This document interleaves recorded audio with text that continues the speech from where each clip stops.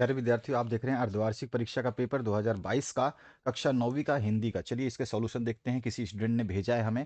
आप भी अपना पेपर चाहें तो उसको पीडीएफ बनाकर, जैसे इस बच्चे ने देखो कितना साफ पीडीएफ भेजा है, तो पीडीएफ आपका साफ होना चाहिए। आप भेजते हैं जब भी, तो आप अपना पेपर भेज सकते हैं, क्योंकि 33 जिलों में अलग अलग पेपर होते हैं। 33 जिलों में जो है, आज आपका हो सकता है कि आपके जिले में हिंदी हो, लेकिन दूसरे जिलों में जो है वो वहाँ पे इंग्लिश हो रहा है। ठीक है। और कहीं कहीं तो एसएसटी हो रहा है कई जिलों में। तो 33 जिलों में अलग अलग जगह पे पेपर हो रहे हैं। और इससे पहले एक हिंदी का पेपर मैंने एक जिले से डाला था, जिसमें सेम क्वेश्चंस, दो चार क्वेश्चंस तो स्टार्टिंग के ही मैच हो रहे हैं। मैंने ज़्यादा देखा ही नहीं। यहाँ पे पहला ही क्वेश्चन, उसमें भी पहला क्वेश्चन, प्रेमचंद्र का जन्म किस स्थान पे हुआ था, तो उसमें जो है वाराणसी, और उसमें जो है लम्ही गांव दिया गया था। इसमें केवल लम्ही लिखा हुआ है, तो यही आंसर आपका हो जाएगा। ईश्वर का निवास स्थल जो है वो कहाँ है, तो मानव हृदय में है। स ऑप्शन करेक्ट हो जाएगा। परीक्षा शब्द में कौन सा उपसर्ग जुड़ा हुआ है, उसमें भी ये क्वेश्चन आया था। परीक्षा शब्द में कौन सा उपसर्ग जुड़ा हुआ है, तो उसमें परि उपसर्ग जुड़ा हुआ है। ठीक है। आपने इससे पहले वाला हिंदी का पेपर देखा है तो आपको पता चल जाएगा। और वहां पर रिक्त स्थान में आया था ये क्वेश्चन की संज्ञा के स्थान पर प्रयुक्त होने वाले शब्द जो है वो क्या कहलाते हैं। क्या आंसर हो जाएगा हमारा, वो सर्वनाम कहलाते हैं। इस जल प्रलय में पाठ के लेखक का नाम आपको बता देना है। आपको अच्छी तरह से याद होना चाहिए। अगर याद नहीं है तो आपको अभी याद आ जाना चाहिए। कौन है वो, तो वो है हमारे फंडीश्वर नाथ रेणु। ठीक है। तो यहाँ पर जो है इस जल प्रलय के लेखक कौन है, फंडीश्वर नाथ रेणु। नेक्स्ट जो क्वेश्चन है, यहाँ पे खाली स्थानों की पूर्तियां करनी है। तो खाली स्थानों में पहला जो क्वेश्चन पूछा गया है, प्रेमचंद की कहानी मानसरोवर के खाली स्थान भागों में संकलित है। तो कितने भागों में संकलित है ये आपको बताना है। तो यहाँ पे कौन सा आंसर हो जाएगा आपका, सभी को अच्छी तरह से पता है कि ये 8 भागों में संकलित है। उसके बाद में राहुल जी ने सन 1929 से 1930 में खालिस्तान की यात्रा की। तो उन्होंने कहाँ पे यात्रा की, आपको सभी को अच्छी तरह से देखो। एग्जाम में जितने भी क्वेश्चन है मैं बताते जा रहा हूँ, ढंग से पढ़ते जाना। ऐसा नहीं है कि आप सोचो कि मैं केवल अपने जिले का ही पढ़ूंगा, तो फिर तो आप होली आपका कल्याण फिर नहीं हो पाएगा। यहाँ पे हम जो भी सॉल्यूशंस देते हैं, आप कमेंट सेक्शन में पढ़ना। सब बच्चे बोलते हैं सर आपके हमने पेपर्स पढ़े थे, पूरा का पूरा पेपर वही आ गया। मॉडल पेपर तो कई जिले जिले में आ चुके हैं। अभी अभी मेरे पास कमेंट आ गए सुबह सुबह ही कि सर आपने जो मॉडल पेपर डाला था वो हमारे जिले में वैसा का वैसा पूरा का पूरा पेपर आ गया, जिसका सोल्यूशन हमने आपके चैनल से देखा था। तो यही चीज़ मैं बोल रहा हूँ, जो चीज़ हम डालते हैं उनको पढ़िए। 33 जिले हैं, 33 जिलों में कुछ भी पॉसिबल है, कुछ भी आ सकता है। तो यहाँ पर राहुल जी ने 1929 और 1930 के बीच में जो यात्रा की थी वो आपसे पूछा गया है। तो उन्होंने जो यात्रा की थी, कौन सी की थी, तिब्बत की यात्रा की थी। कहाँ से की थी, नेपाल के रास्ते से की थी। ये ध्यान रखना है आपको। रसखान के गुरु का नाम आपको बता देना है, ये भी आपको याद होना चाहिए। मैं क्वेश्चंस आपके लिए छोड़ इसलिए रहा हूँ, आपको धीरे इसलिए चल रहा हूँ ताकि आप लोग बता सके कि रसखान के गुरु कौन है। यही आपको बस इतना बताना है कि रसखान के गुरु कौन है। तो इसका आंसर क्या हो जाएगा, जो है विट्ठल नाथ थे उनके गुरु। इसके बाद जो नेक्स्ट क्वेश्चन है, मृदुला गर्ग के भाई का नाम क्या था, तो उसके भाई का नाम था राजीव। और सर्वनाम के खालिस्तान भेद होते हैं, तो सर्वनाम के जो हैं आप जानते हैं अच्छी तरह से 6 भेद होते हैं। तो 6 जो है इसका आंसर आ जाएगा। नेक्स्ट क्वेश्चन की बात करते हैं, यहाँ पर आ जाइए। सत्य असत्य का चयन हम करने वाले हैं इस क्वेश्चन के माध्यम से। रसखान जो है एक कैसे थे, कृष्ण भक्त थे या नहीं थे, ये आपको बताना है। तो आपने पढ़ रखा है और आपको अच्छी तरह से पता है। रसखान जो है कृष्ण भक्त थे, मुसलमान होते हुए भी रसखान जो है कृष्ण भक्त थे। तो ये क्या हो, आपका सही विकल्प है।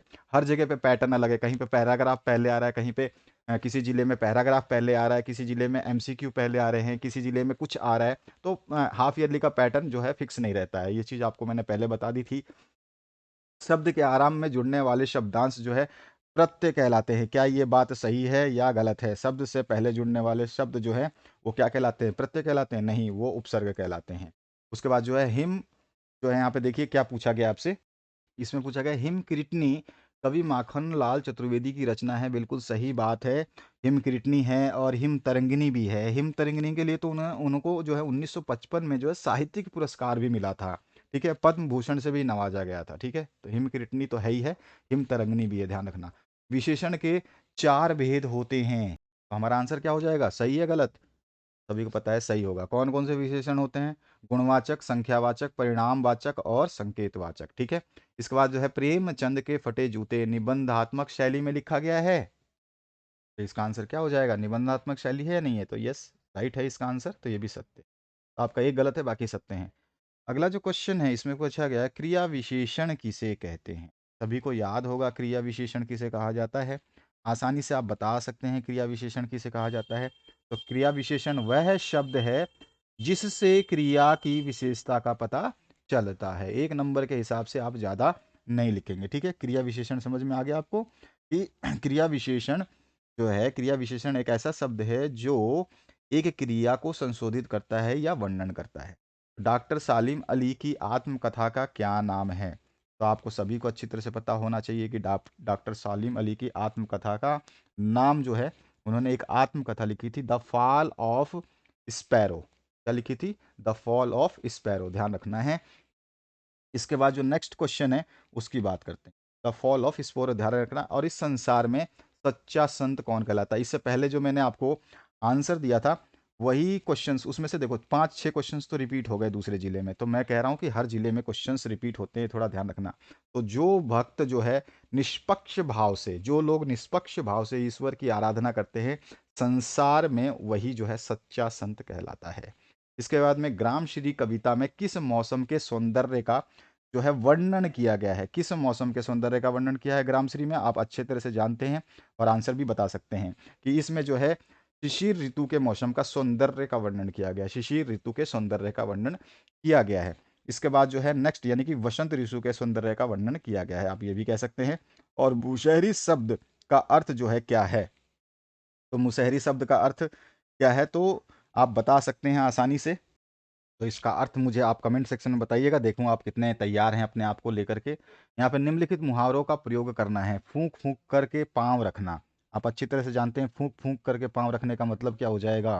तो इसका मतलब होता है हमारा सावधानी, यानी कि सोच समझ करके काम करना, ठीक है? सावधानी से काम करना, सोच समझ के काम करना।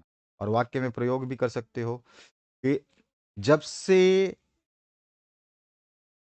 रामू ने अपने मित्र से धोखा खाया है तब से वह फूक फूक कर पाँव रखता है। इस तरह से आप बना सकते हैं। अपना उल्लू सीधा करना, इस वाक्य, इसको भी वाक्य में प्रयोग करना है और इसके मुहावरे का अर्थ भी आपको पता होना चाहिए। यानी कि अपना उल्लू सीधा करना मतलब होता है कि आप सीधा सीधा बोल सकते हो कि आप जो है अपना मतलब निकाल लो, ठीक है ना? अपना काम निकालना, अपना उल्लू सीधे करना मतलब अपना काम निकालना। तो अपना तो दफ्तर में तरक्की का बस यही तरीका है कि बांस को पटा करके अपना उल्लू सीधा करो, इस तरह से भी आप लिख सकते हो। नेक्स्ट जो क्वेश्चन है इसमें आपको अपठित गद्यांश से प्रश्न उत्तर पूछे गए हैं। यहाँ पे गद्यांश देख सकते हो आप। वाणी एक अनमोल वरदान है लेकर के दिया गया है इस तरह का। और इसमें क्या क्या पूछा गया? प्रस्तुत गद्यांश का शीर्षक क्या है? समाज में किसका आदर होता है? कोयल और कोयले की बोली में क्या अंतर है? और मनुष्य में कैसी वाणी का प्रयोग करना चाहिए और क्यों? मैंने आपको बता दिया। अभी अभी ऊपर पहली लाइन में लिखा है मनुष्य को कैसी। निम्नलिखित अपठित पद्यांश में से आपको जो है उत्तर देने हैं। तो ये पद्यांश है आपका, ये रहा। और इसमें है प्रस्तुत गीत में किसका वर्णन है? उपयुक्त काव्यांश का उचित शीर्षक क्या है? लघु धनु, खाली स्थान, उड़ते खग। पंक्ति में पक्षियों के बारे में जो है, बारे में, यहाँ पे बारे में क्या बताया गया है? और हेमकुंभ किसको कहा गया है और क्यों? भाव जो है स्पष्ट करना है यहाँ पर। मृदुल वैभव की रखवाली सी कोकिल बोलो तो। और दूसरा जो है, हूँ मोटो खींचता लगा पेट पर जुआ खाली करता हूँ ब्रिटिश अकड़ का, ठीक है? तो इसके बाद जो नेक्स्ट आपका है यहाँ पर मुंशी प्रेमचंद्र का जीवन परिचय, किसी का भी पूछा जा सकता है। निबंधात्मक जो है आपको दो प्रश्नों में से कोई एक ही करना है। माटी वाली का रोटियों का इस तरह हिसाब लगाना कि उसकी किस मजबूरी को प्रकट करता है? अथवा पाठ में पूछा गया है मृत्यु का तरल दूत किसे कहा गया और क्यों? ये क्वेश्चन अभी अभी मैंने एक हिंदी का पेपर डाला था उसमें भी आया हुआ है। मृत्यु का तरल दूत जो है बाढ़ के पानी को कहा गया है, क्योंकि बाढ़ का पानी जो है लोगों को जो है बेघर कर रहा है, साथ ही साथ जो है लोगों को मार रहा है, जिसका दर्द देखना लेखक के लिए असहनीय हो रहा है, उसी को मृत्यु का तरल दूत कहा गया है। इसके बाद जो नेक्स्ट पार्ट है इसमें आपको निम्नलिखित में से कोई एक प्रार्थना पत्र जो है आपको लिखनी है। अपने प्रधानाचार्य को एक प्रार्थना पत्र लिखिए जिसमें गणित विषय के अध्यापक का पद जो है रिक्त है, उसकी जगह पे वैकल्पिक व्यवस्था की जाए, उसके लिए निवेदन करना है। अथवा पाठ में दूसरा पाठ पूछा गया, स्वयं को राकेश मानते हुए पिताजी को स्थानांतरण जो है जालोर से जयपुर हो गया है। आप अपना जो है 9वीं में अध्ययनरत हैं, अपने प्रधानाध्यापक को स्थानांतरण प्रमाण पत्र के लिए जो है प्रार्थना पत्र लिखना है। दिए गए बिंदुओं पे जो है आपको एक विषय पे निबंध लिखना है। कोरोना महामारी, ये भी आपका उस वाले प्रश्न पत्र में आया हुआ है जो मैंने अभी इससे पहले कराया। पर्यावरण प्रदूषण प्लास्टिक थैली, वहाँ पे प्लास्टिक थैली नहीं, केवल पर्यावरण समस्या और समाधान आया था, अभी जो इससे पहले मैंने हिंदी का पेपर डाला है। और मोबाइल फ़ोन, कितना लाभ कितनी हानि, और उसके बाद में मेरे प्रिय शिक्षक। ठीक है, तो ये आपके क्वेश्चन पेपर कंप्लीट हुआ, आंसर मैंने आपको ज़्यादातर बता दिए। आप भी अपना पीडीएफ जो है भेज सकते हैं, साफ होना चाहिए आपका पीडीएफ। और साथ ही साथ आप जिला ज़रूर बताएं, क्योंकि बच्चे जो है ज़्यादातर जिला नहीं बता रहे हैं, इसलिए हम जो है आपको भी नहीं बता पा रहे कि ये पेपर किस जिले से आया हुआ है। और 33 जिलों में 33 तरह के पेपर हो रहे हैं। कहीं पर आज एसएसटी है, कहीं पर आज इंग्लिश है, कहीं पर आज जो है आपका हिंदी है, और कहीं पे आज आपका मैथ भी है। ठीक है, तो जैसे जैसे जो पेपर आ रहे हैं उन सभी को हम डाल रहे हैं, उनको पढ़ते रहिए और बेहतरीन तैयारी करते रहिए। Thank you very much. Share करना बिल्कुल ना भूलें।